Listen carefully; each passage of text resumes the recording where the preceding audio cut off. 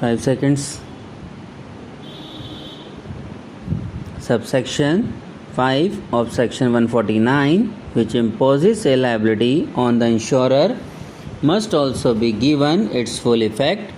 The insurance company may not be liable to satisfy the decree, and therefore its liability may be zero, but it does not mean that it did not have initial liability at all.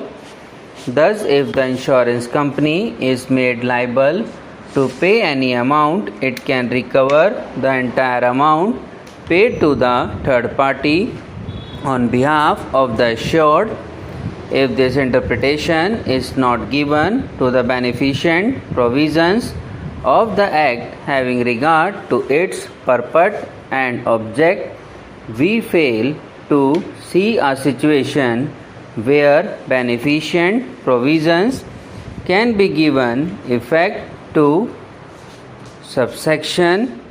7 of section 149 of the Act, to which pointed attention of the court has been drawn by the learned counsel for the petitioner, which is in negative language may now be noticed. The said provision must be read with subsection 1 thereof, the right to avoid liability in terms of subsection 2 of section 149 is restricted as has been discussed herein before. It is one thing to say that the insurance companies are entitled to raise a defense, but it is another companies are entitled to raise a defense, but it is another thing to say that despite the fact that its defense has been accepted having regard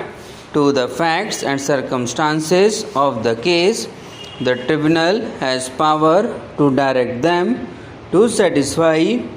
the decree at the first instance and then direct recovery of the same from the owner. These two matters stand apart and require contextual reading. We may fruitfully note that the three-judge bench adverted to situations where the driver does not have a license and the same has been allowed to be driven by the owner of the vehicle by such person. The insurer would be entitled to succeed in defense and avoid liability, but the position would be different where the disputed question of fact arises as to whether the driver had a valid license and where the owner of the vehicle committed a breach of the terms of the contract of insurance, as also the provisions of the Act by consciously allowing any person to drive a vehicle who did not have a valid driving license. The Act did not allow a person to consciously drive a vehicle under Act. This must be noted here. The court held that if on facts it is found that the accident was caused solely because of some other unforeseen or intervening causes like mechanical failures and similar other causes having no nexus with the driver not possessing the requisite type of license, the insurer will not be allowed to avoid its liability merely for technical breach of conditions concerning driving license, that apart minor and inconsequential deviations with regard to licensing conditions would not constitute sufficient ground to deny the benefit of coverage of insurance to third parties. The other category of cases that the court addressed to included cases where the license of the driver is found to be fake. In that context, the court expressed its journal agreement with United India Insurance Company Limited versus LaRue and stated that in LaRue was the case the matter has been considered in some detail We are in general agreement with the approach of the bench, but we intend to point out that the observations made here therein must be understood to have been made in the light of the requirements of the law in terms whereof the insurer is to establish willful breach on the part of the insured and not for the purpose of its disentitlement from raising any defense or for the owners to be absolved from any liability whatsoever. The three-judge bench summed up its conclusions, and we think it appropriate to reproduce the relevant part of the same. The breach of policy condition, that is disqualification of the driver or invalid driving license of the driver as contained in subsection 2 of section 149, has to be proved to have been committed by the insured for avoiding liability by the insurer.